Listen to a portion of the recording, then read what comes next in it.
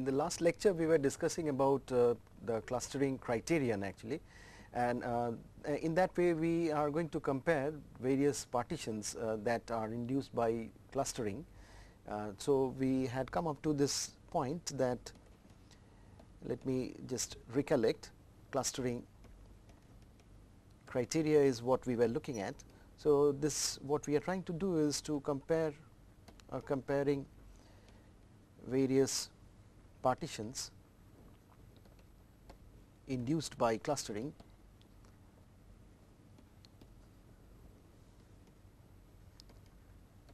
and in order to derive the criterion we had said that suppose we have the data in the following form, that we have some dimensional data, say p dimensional data, we have x1, x2, xn, these n observations. So these are basically the n observations on the multidimensional data, and we had introduced this sample variance covariance matrix as sigma hat with a divisor say n, that is a maximum likelihood estimator, as 1 upon n I equal to 1 to n x I minus m, which is the grand mean, x I minus m transpose. We had defined m to be the grand mean in the last lecture. So with this sigma hat we had also defined a random variable, this I will say that rather than definition, define this zji that was defined to be a binary variable taking values 1 and 0, 1 if xi, the ith observation, belongs to cluster j and is equal to 0 if it is otherwise. So with this zji indicator variable defined, we had the within cluster sum of squares and cross product scatter matrix given by the following. We had S w in the last lecture's notation, then a summation j equal to 1 to up to g, where g is the number of clusters, and I equal to 1 to up to n z j I, that multiplied by x I minus m j. M j is the cluster mean corresponding to the jth cluster, x I minus this m j vector, its transpose. So this we interpret as a pooled within cluster,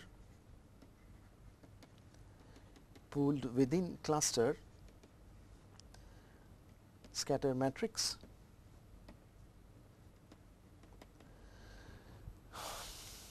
over the G clusters.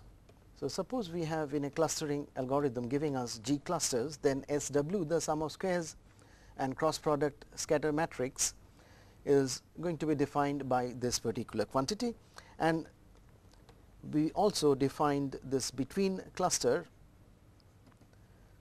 sum of squares and cross product scatter matrix, which is nothing but S B matrix, which is given by this sigma hat matrix minus what is the within cluster sum of squares and cross product matrix, and it is elementary to see that this actually reduces to j equal to 1 to up to q n j divided by n, and then we have this as m j minus m, the grand mean, that multiplied by m j minus m, its transpose. So this basically indicates the scatter of the cluster means about the grand mean, which is m,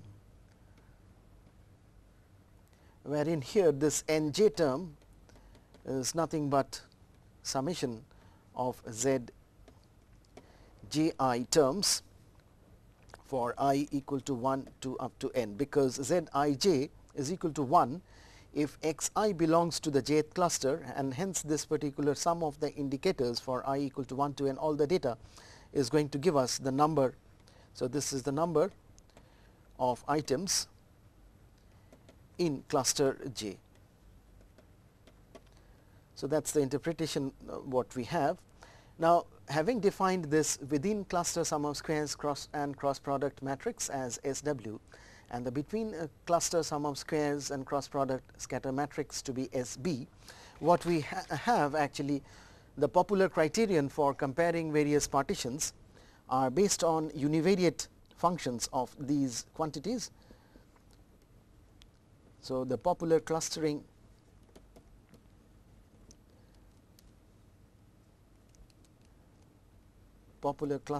criteria are based on univariate functions of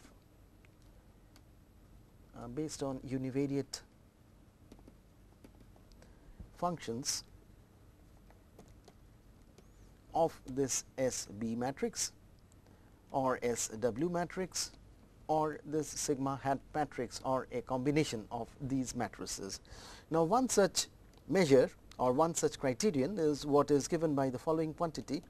It looks at minimization of the trace of one of these matrices, which is SW, minimization of trace of SW.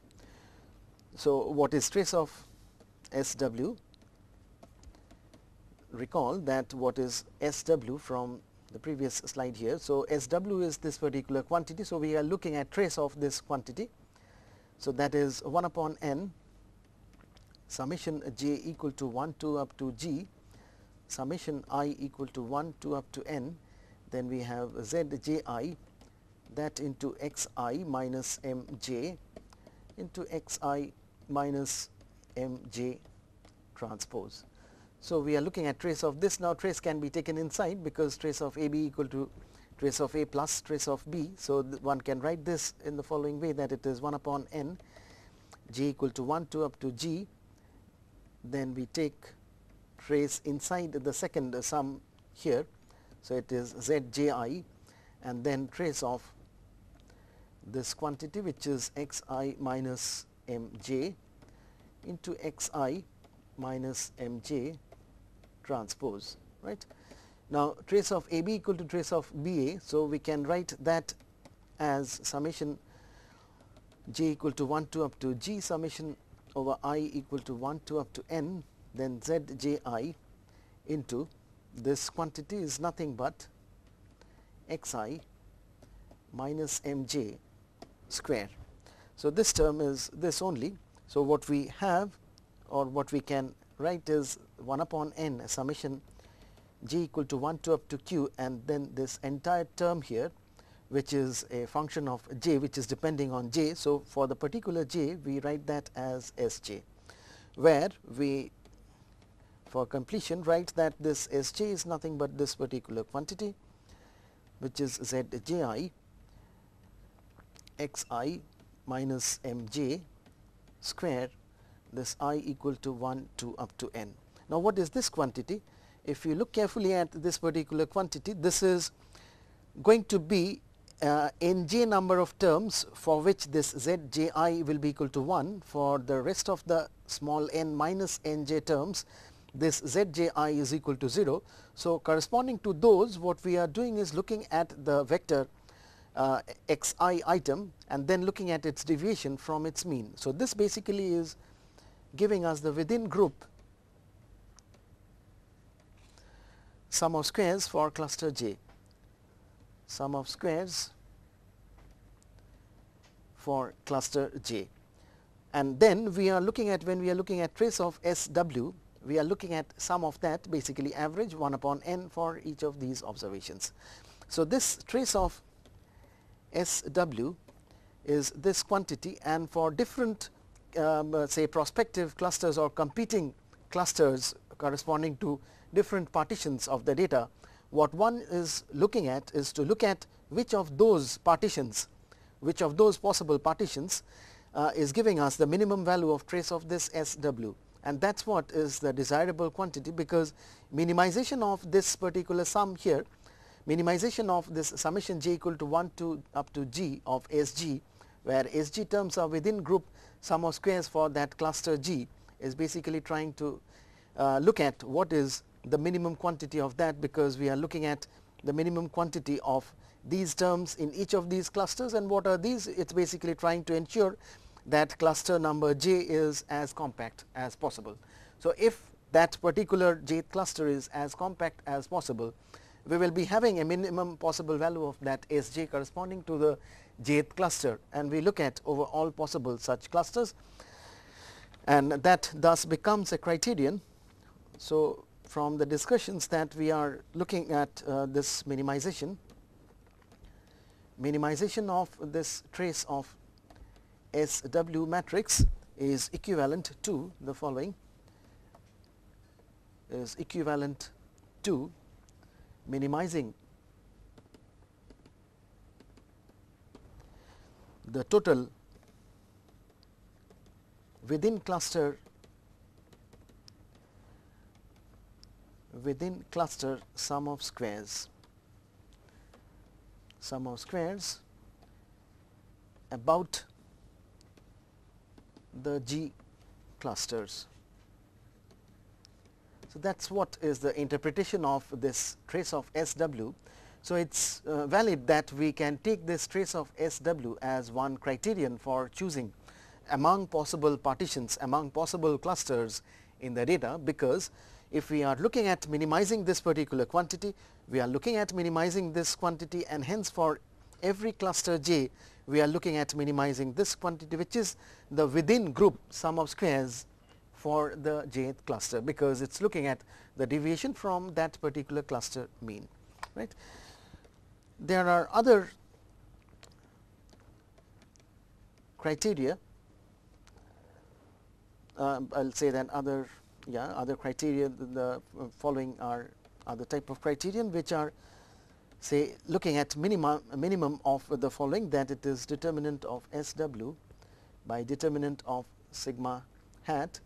This is actually minimum over all possible such partitions S b plus S w. So, it is looking at this particular ratio, which is the ratio of the determinant of the within cluster sum of square and cross product matrix S w, that divided by the total, which is sigma hat. Some other criterion are to look at maximum of trace of S w inverse times S b,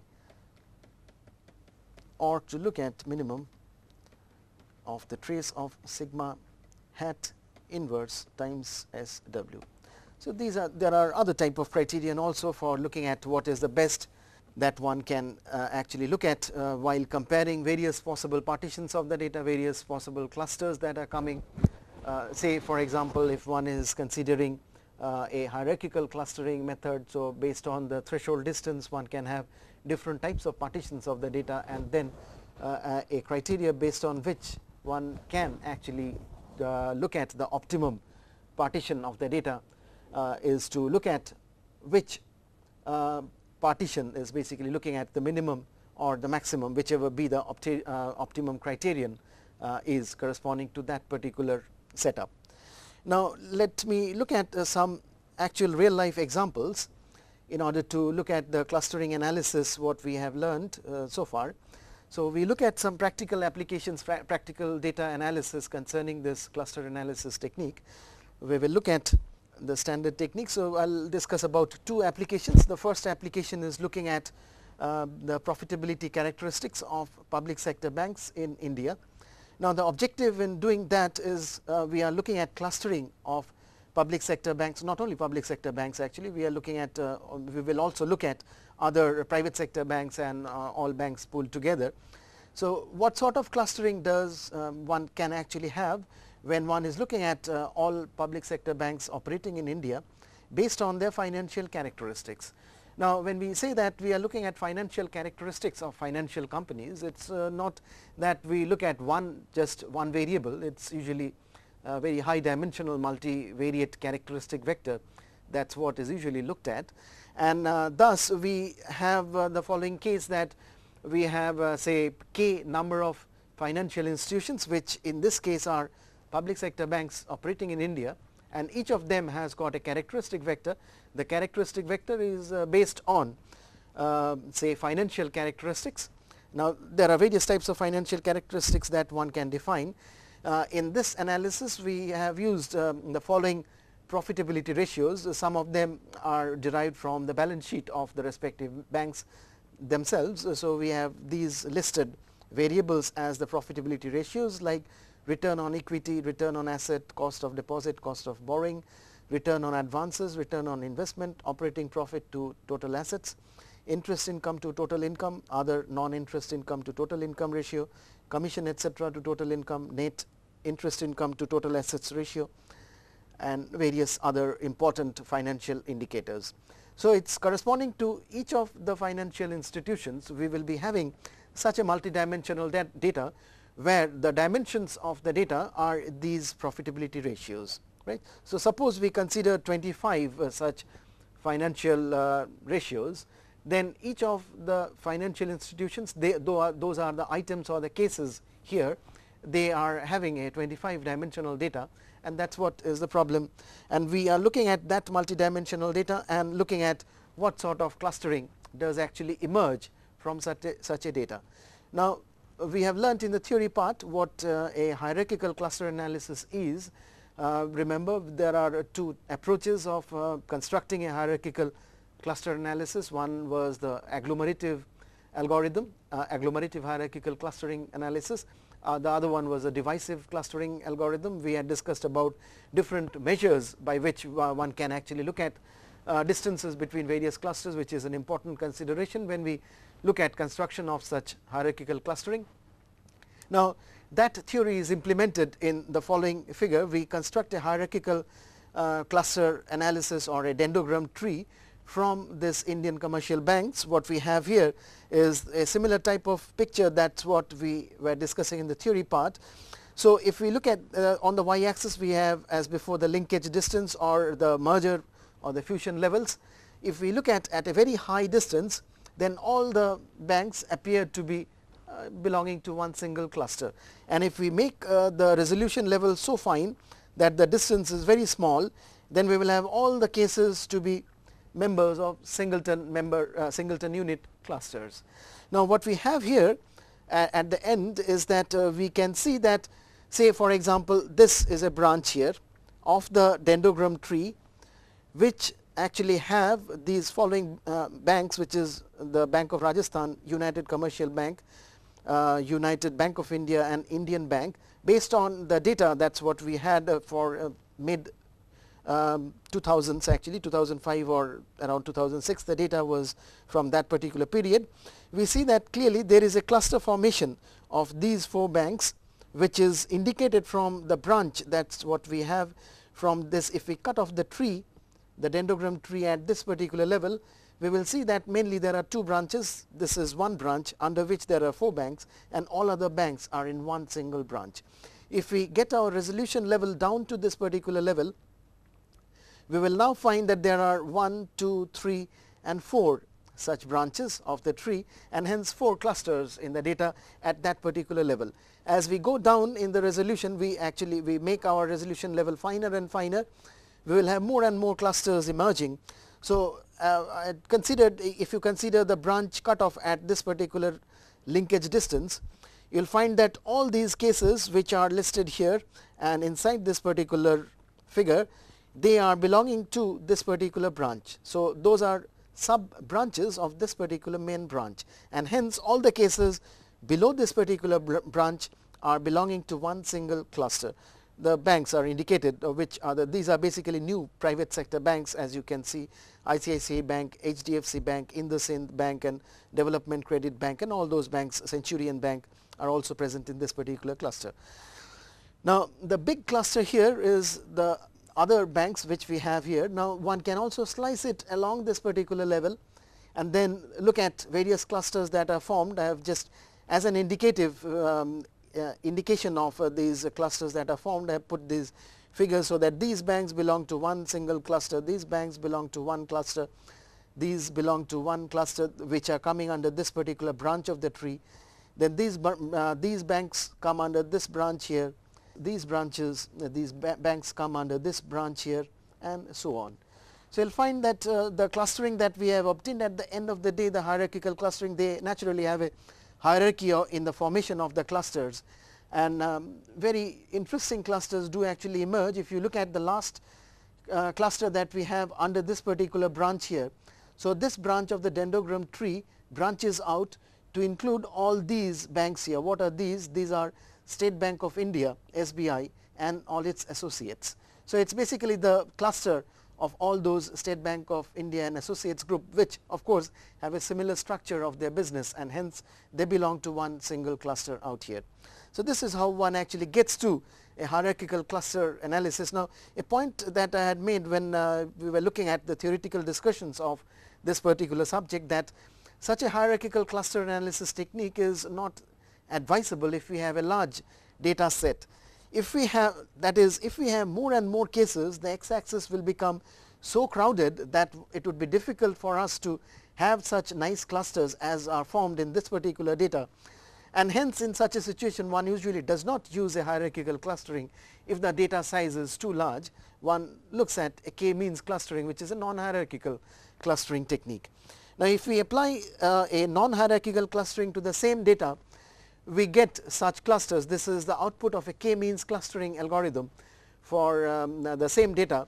We have in cluster 1 these banks, in cluster 2 State Bank of India and mostly its associates. You may note that this Punjab National Bank later on merged with State Bank of India associates. Cluster number 3 consisting of all these banks here. So, each of these banks were initially from the data set were characterized by that high dimensional multivariate data, and based on the algorithm they have either been classified using say statistical non-hierarchical clustering method like the k-means clustering, or the hierarchical clustering method leading us to the previous figure of that dendrogram tree, right.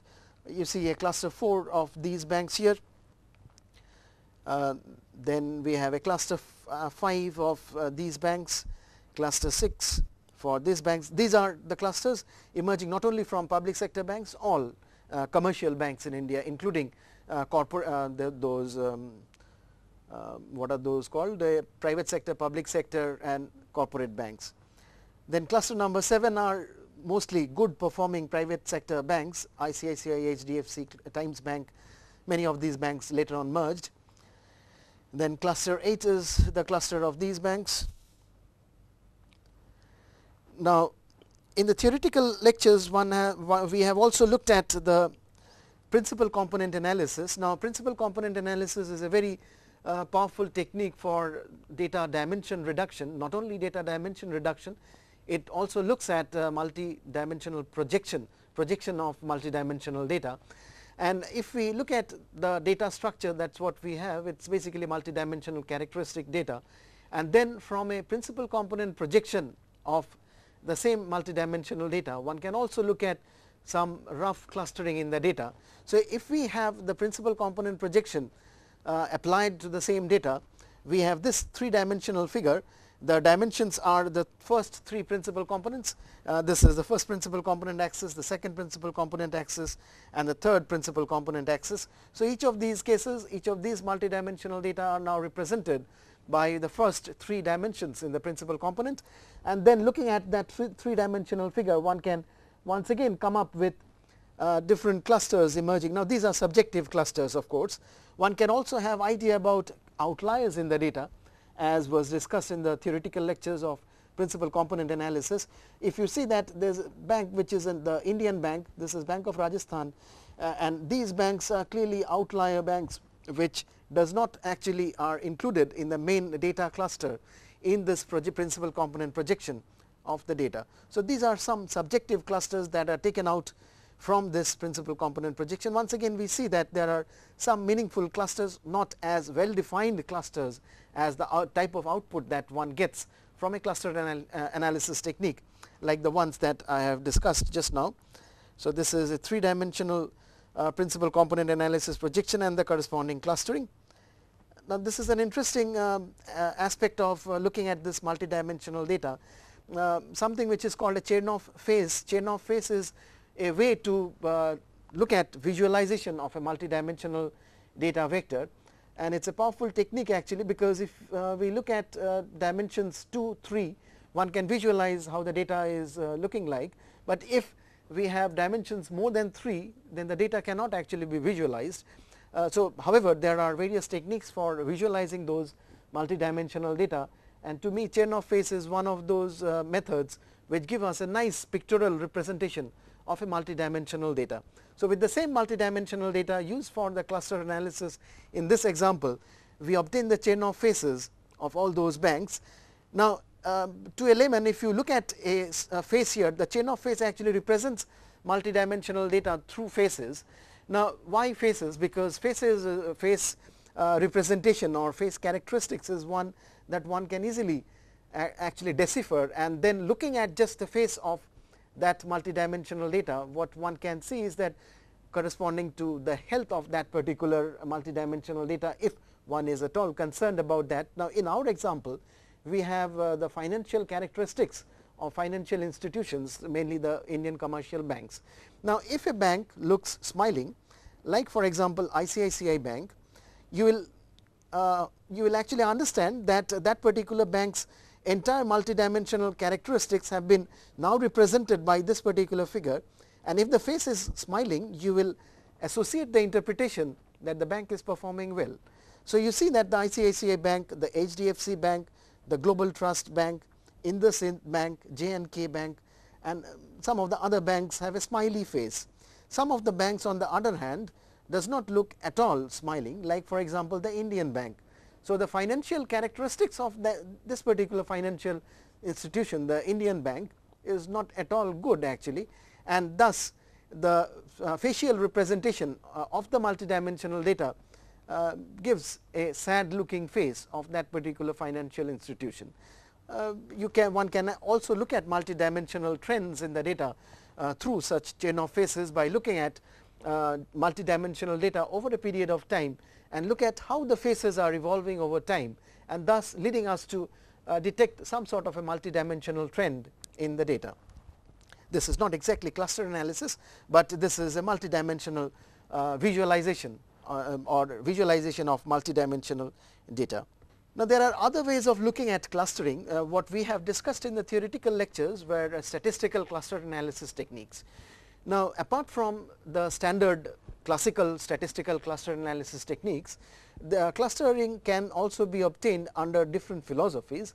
Like for example, if we look at artificial intelligence approach, then self-organizing map is another method which actually leads us to looking at clusters in the data. They have several advantages actually over classical statistical cluster analysis techniques in various senses, that they not only give clusters in the data, they also look at how compact the clusters are. So, just by looking at the figure itself, the self-organizing map, what we have tried to produce here, these type of maps actually not only lead us to understanding clusters in the multidimensional data, but also lets us understand the compactness of each of those clusters, detection of multidimensional outliers, and how well the clusters are separated from one another. So, the same multidimensional data is used in order to get to this self-organizing profitability map of the data, now which is represented in terms of this beehive actually. So, this hexagonal blocks here one after the other, which is this two-dimensional representation. Now, we have well defined clusters as what we have. The banks in this region here have high profit, high business per employee, and they are basically the new private sector league of banks. Now, we have a nice cluster which is emerging out here, which are the high commission income to the total income banks, and all the banks here in this particular region are State Bank of India and its associates. So, they form a very compact cluster among themselves. Now, what is so common and what is anyway high commission? Commission is basically these State Bank of India and its associates, they perform all the government businesses, and the government, say for example, they take in income tax challans and etc. So, these are government businesses that these group of banks actually perform, and then they get commissions from the government of India, and that is basically a characterization of this particular sector here.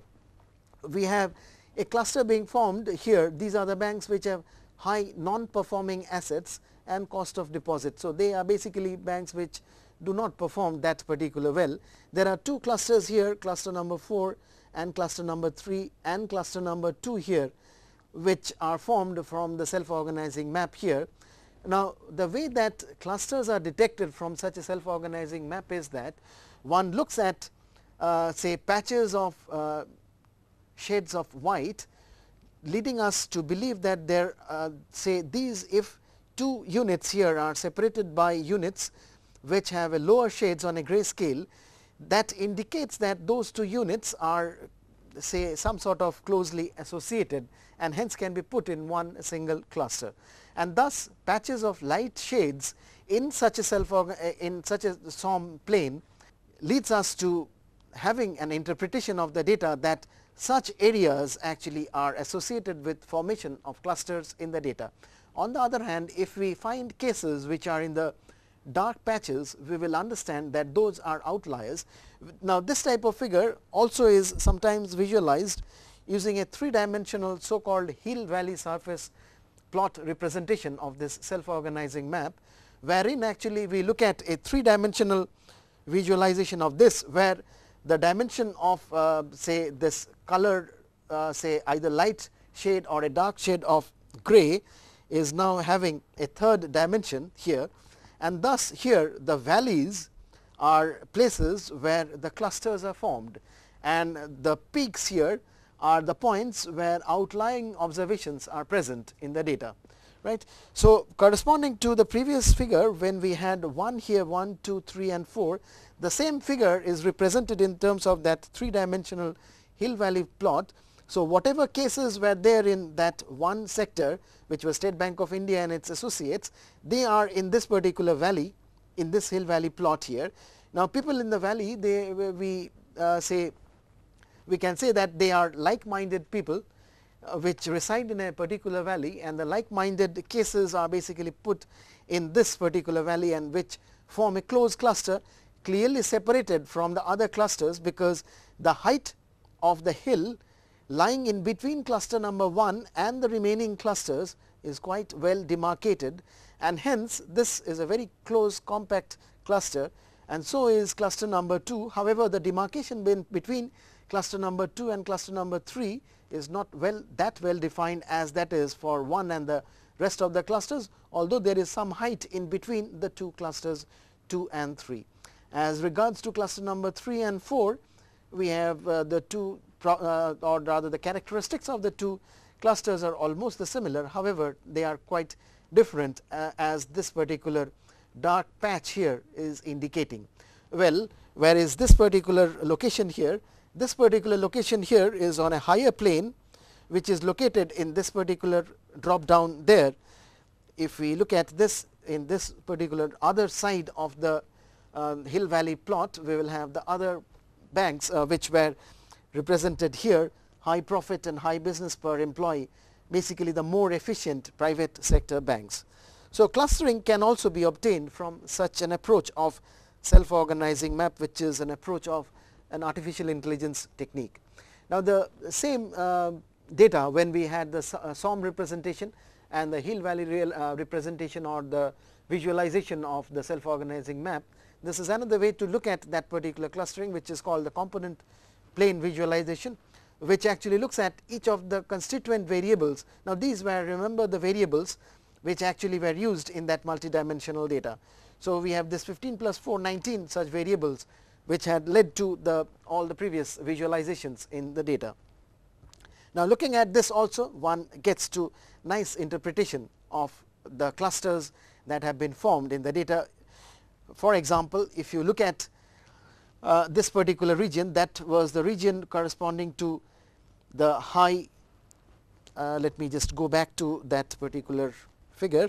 This was the region where we had high profit and high business per employee, And if you look at the component plane visualizations, you have this business per employee, profit per employee. So, this on a gray scale, this is on a higher scale, and that is clearly a demarcating factor as far as the cluster that is formed of those banks. Now, if you look at another variable, say this is net non-performing asset. So, if these institutions were good from the point of view of business per employee, profit per employee on a high scale, they are also good from the point of view of this non-performing asset, keeping it down to a very low level, right. We will also look at another example, which is we are looking at socio-economic development of world economies. Now, objective in such an application is to cluster world economies according to the level of their economic or socio-economic development. So, in this example, we are trying to look at clusters of economies according to their levels of economic or socio-economic development. So, what is the data? The data structure is like that we have world economies, that is countries basically. So, each country, now in the previous example we were looking at financial status of financial institutions. So, there were a different set of variables on which the financial health of a financial institution is determined. When we are looking at countries, there is a different set of variables naturally, but the data still is multidimensional. So, we look at the following aspects of economic development and economic fundamental indicators. So, for example, for each of the countries in this particular study, we look at income level, which is given through the gross national product per capita at purchasing power parity rate, growth of the economy characterized by the gross domestic product, GDP growth rate, the level of investment of a particular country measured by gross domestic investment as percentage of the GDP, then inflation measured through GDP deflator, then structure of output, agriculture and industry value added percentage of GDP, both as percentage of GDP. Then as a measure of openness of the economy, we look at export of goods and services, which is taken as a percentage of GDP once again. Then role of government, the general government consumption percentage of GDP. Then the later indicators are private sector financing, domestic credit provided by the banking sector measured as a percentage of GDP, net borrowing lending on account of merchandise trade, that is what is measured through the resource balance. Then strength of the foreign exchange reserve, that is the number of months of import cover of that particular country, and the ratio of gross international reserves to imports, efficiency of the financial market measured through interest spread of that country. In addition to these previous indicators, which basically are economic fundamental indicators, we also consider some social welfare indicators, because the health of a particular country is also looked upon when one is also concerned about the social welfare level of that particular country. Now, these are standard variables which are used in order to measure social welfares of various countries: illiteracy rate, adult female, life expectancy at birth, and various other labor force, female fertility rate, urban population, corruption perception index, and so on. So, that majority of the data have been collected from world development indicators. I forgot to tell you what is the source of the data for the previous application. The source of the data was Reserve Bank of India. The data source for this is the world development indicators of say indicators publication of the World Bank. So, the data corresponding to 2001 have been chosen, and the number of countries, that is the cases, is 125. So, what is the dimension of the data? That is what we have. If we have 25 indicators of economic development and socio-economic development and 125 such cases, we have in all 125 by the number of dimensions, say 25. That is the dimension of the data for this particular application. Now, once again we are trying to find clusters of economies in the data, which countries are similar in nature and so on. So, what we are first looking at an agglomerative hierarchical clustering analysis using SAS. So, in this example I also give you this particular part of the SAS code, which was not given in the previous application. So, this is basically the SAS code. This is how the data actually looks like. This is for the indicators which are actually for the social welfare indicators. So, these are the countries. ARG for example is Argentina, Australia, Austria, Bangladesh, Belgium, and all the data records, 125 records are there in alphabetical order. So, we use a hierarchical clustering method and obtain this hierarchical clustering dendrogram tree for the world economic development. Now, as you can see that there are various types of clusters that emerge in the data at various levels of resolution. So, broadly speaking, there are two types of clusters which comes under these two branches. So, all the countries below this particular main branch are coming in one cluster, and all the countries in this particular block here coming under this particular branch comes in one cluster. Now, that is a very gross representation, gross clustering of the data. We should actually make the level of resolution finer and then get to various types of groups of countries. Now, if one looks at carefully at some of these groups here, say this particular cluster here is a cluster of mostly developed countries. As you see, the countries here are Australia, New Zealand, Germany, Denmark, all these are abbreviated. So, GER corresponds to Germany, DEN we have Denmark, this is Sweden, this is Netherlands, this is UK, Canada, France, Norway, the United States, the Czech Republic, Spain. So, these are basically that cluster of countries which have nicely emerged when we have applied this hierarchical cluster analysis to this particular data. Right. Now, there are two countries which have a very close nature of association, which is Hong Kong and Singapore. Now, these of course are two countries which depend very heavily on export and import, and hence they have a very close nature of association. Now, there is another cluster of countries which is very close, which is Austria, Switzerland, this is Greece, Croatia, Portugal, Finland, Hungary, and so on, which have a very good level of social welfare. It is interesting to find out where actually India is sitting. So, as you can see that IND is India, and we are sitting right next to Pakistan. We have PAK Pakistan here. So, this is basically the cluster here. BANG is the abbreviated form of Bangladesh. So, you see that from this particular branch here, there are two sub branches, one branch containing Bangladesh and India, and the other branch contains Pakistan. So, at this particular level of resolution, we have the socio-economic development level of India, Pakistan and Bangladesh almost in the same level. There are other groups, other interesting groups of countries that one gets. There is a group of country which is corresponding to say very underdeveloped African nations actually, that also is somewhere here. I am unable to see from this particular figure. One can find out that quite easily. This is Zimbabwe, Kenya, Namibia, Ghana and so on. They also belong, Botswana, that is the group of that African clusters, Botswana and all those, they belong to this particular close cluster out here. Right. Now, if we look at the socio-economic development data, now the previous one was just economic development. Now, this has changed over the years. This is the data corresponding to 2001. This picture has changed. So, this is considering only the economic variables, economic fundamental variables in the multidimensional data. And in the next figure, what we are going to see is the overall socio-economic development feature of this. Now, we see even more clearer clusters emerge actually in the data. There are three major clusters. This is one cluster, this is the second cluster, and this is the third cluster which emerges from this particular data. If you go coarser into this level of resolution, you will find that there are mainly two clusters. Now, what is this cluster? This is Australia, Germany, France, Netherlands, Hong Kong, Italy, Sweden, United Kingdom, Finland, Australia, Austria, Canada and so on. So, they are basically the League of Developed Nations. United States is sitting here, and so will be the United Kingdom, and Japan, Norway and all those countries are present there. And apart from this, there is also a close association of type of countries.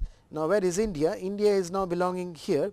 So, it is basically in the group of developing countries along with this Armenia, Zimbabwe and Cameroon, Nepal, Ghana, Pakistan, etc. So, this is the group of that socio-economic clustering that India belongs to, that is coming from the output of this hierarchical clustering method. There is also a close group of countries which were erstwhile Soviet Union countries, and they broke up after the Soviet Union actually broke into pieces. You will find that too in this particular figure, Armenia and those type of countries. So, they are also located somewhere here. We see a group of countries here which are basically European countries which are not as developed as this United States, United Kingdom, Spain, New Zealand, Portugal, Greece and so on, Czech Republic, Hungary, Argentina also belonging to this particular cluster. So, nice type of clusters actually does emerge from real life data. Now, as I was talking that statistical cluster analysis is not the only method to look at clustering, or rather to look at the type of cluster analysis, hierarchical or non-hierarchical clustering that emerges from a data. One can also look at self-organizing feature map, which comes under the philosophy of artificial intelligence. So, for the same multidimensional data, the socioeconomic development data, one can obtain a SOM representation of the data, and then the clusters in the data can also be found out actually. So, what we look at in the SOM is that patches of lighter shades gives rise to formation of clusters in those regions, and patches of dark shades actually separate those clusters, and cases which are belonging to those regions are outliers, like this is an outlier, CNG is Congo, ANG is Angola.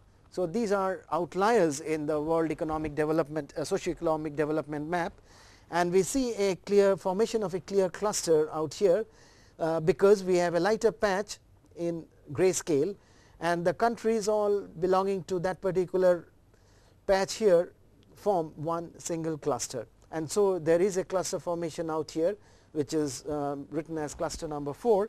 These are all actually low income African countries, underdeveloped countries actually. So, all those are belonging to this particular cluster. Now, what is this cluster? Cluster number 3 are developing countries, mainly Latin American countries, as you see here, El Salvador, Paraguay, Bolivia, then you will have Ecuador, Brazil and so on, and Saudi Arabia etc. are also present in that particular cluster. Argentina, Peru, Venezuela, they are on the boundary of that particular cluster. Now, there is a strong cluster formation out here on the right side of this particular map. What are those? Those were erstwhile Soviet Union countries which broke up. These are Azerbaijan, Moldova, I think MLD, Belarus, Georgia, Ukraine and those type of countries, Kazakhstan, Russia are also in the boundary of that. Now, we have a very deep cluster here, very close compact cluster out here. What are those? Those basically are the countries which are developed countries: Austria, France, Denmark, Finland, Norway. These are Scandinavian countries, 3 Scandinavian countries: Canada, Sweden, New Zealand, UK, Germany, US, Japan, Switzerland. Now, on the boundary of that is also sitting Austria, Belgium, Netherlands, right. And on the right hand side we have a block of countries which are forming cluster number 2, which are East European developing countries, right, like Latvia, Croatia, Slovenia and Estonia, Slovakia and all those, right. So, this is the self-organizing map cluster of the same multidimensional data.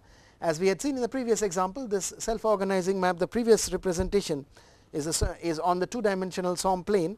One can look at the 3-dimensional hill valley surface plot of the same map, same clustering tendencies, and wherein the clusters are indicated by the valleys. So, this is cluster number 1, which was present in the previous map in this location. This is the cluster of the developed countries. You see that basically is sitting in this particular valley, very well separated by a high hill around that particular valley. So, the type of socio-economic development pattern is quite different of these countries than the rest of the world economies. So, the cluster number 2, which was on the bottom right side here, is now represented in this particular corner here. This is the cluster 3 here, this is the cluster 4 here.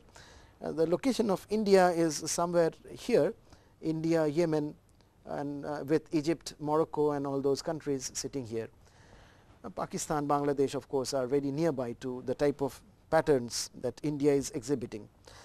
Now, here once again we have this interpretation that valleys of lighter shade separated by hills indicate clusters. The hilltops, as we had discussed, this is a hilltop, this is another small hilltop. They are basically cases which are exceptional, atypical observations which are associated with outliers in the data. This is the component plane visualization, what type of things that we were discussing in the previous example also of this clustering tendency. Now, as I said that the principal component also is capable of giving us rough clusters in the data. This is a two-dimensional principal component representation wherein we have the two axes as the first two principal components in this data, and then if we have the projection of the data in the principal component plane, then we can also make out this rough clusters in the data, which are, these are of course subjective clusters that we have here. Well, the clusters that we have formed here, they are also quite subjective, but they have quite well demarcated boundaries. So, you have cluster number this and cluster number this being separated by dark patches, and similarly cluster this and this separated by these dark patches, indicating that members in cluster number 1 are quite different than the members in cluster number 3 or 2 or this particular point here. So, we have this as the principal component projection of the same data, and we also have a nonlinear projection, the Sharman's projection of the same data, giving us also some rough clusters in the data. So, as we have learned that there are various ways of looking at this clustering patterns in the data. So, once we have multidimensional data, we can either look at various options that are available. We can apply standard statistical cluster analysis techniques and obtain hierarchical clustering, leading us to dendrogram type of trees, and then make out clusters from that dendrogram tree at a desired level of resolution in the data.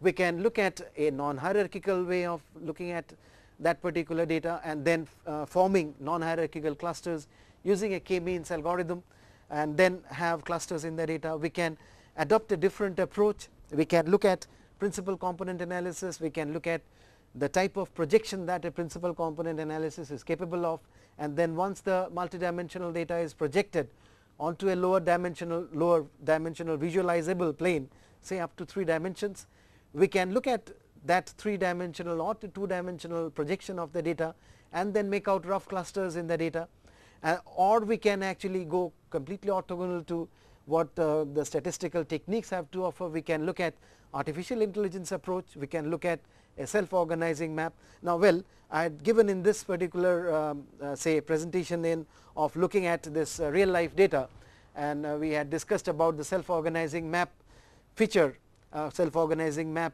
clustering techniques, but we have not looked into the theory part of it. That is beyond this particular multivariate statistical analysis course. These type of techniques are usually covered in courses on data mining or artificial intelligence applications. However, they are capable of giving a nice clustering of multidimensional data. The task basically is same.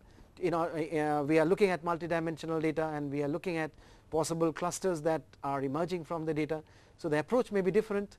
On a artificial intelligence mode, we are looking at self-organizing map to be the technique, and the output of that also leads us to same clustering of the data. Now, thus cluster analysis actually is usually which is a form of exploratory data analysis, is considered to be a step before we go on to other type of statistical analysis. Say for example, if we are looking at say regression analysis, one would actually try to, from a huge data set, one would look at homogeneous patches in the data, homogeneous cases in the data, and then apply further statistical analysis. For example, if one is interested in building regression type of models, one will not actually take into that particular one single model various heterogeneous blocks or groups of data. One would like to first have an idea about the number, or rather patches in the data, heterogeneous homogeneous blocks in the data, and then for each of those homogeneous patches, the clusters in the data, one can look at regression models in those different homogeneous patches. So, cluster analysis to me is very important applied multivariate statistical method, and that is what we tried to learn in theory and also in practice. So, from next time, next lecture onwards, what we will try to look at is another important multivariate applied multivariate technique of discriminant analysis and classification. Thank you.